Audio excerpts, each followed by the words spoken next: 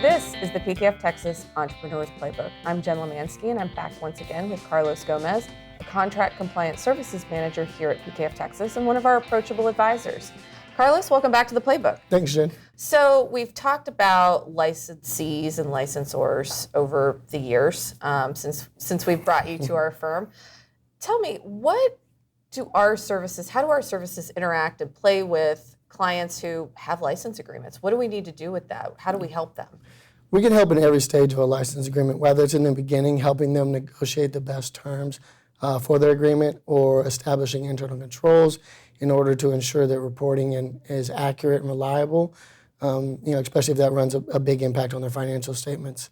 But we also specialize in what is royalty audits. Mm-hmm. So typically within a license agreement, there's a royalty fee, there's a marketing fund fee, and other types of fees that are involved with licensing out intellectual property, copyrights, and trademarks or images. And in those cases, we can go and ensure that the third party to that license agreement is obeying the terms and the agreements of the contract. Not only the financial aspect of it, whether they're paying the appropriate funds to the royalties or the marketing, but that they're treating the product fairly. They're using the right color schemes, they're using the right logos. They're not tweaking it, or they're not combining it with other logos, right. And they're putting it on the approved products that they're supposed to.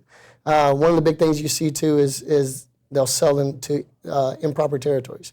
They may be licensed into America, but then they decide, let's sell into South America as well. Mm-hmm. So all of that plays into an effect for a client, because they may have other agreements set up in those different territories or for different product lines, and they don't want that other licensee being infringed upon by another licensee. That makes a lot of sense. As a marketer, I totally hear that, and I want that stuff enforced. Yeah. I don't need my brand out there being, different colors. Yes. Well, yeah, you want to protect the image. That's right. That's the big thing. Licensors have spent years, developing a brand awareness, right. A brand loyalty. Some of the clients I first worked with in my career was General Motors. Yeah. And that was the concept.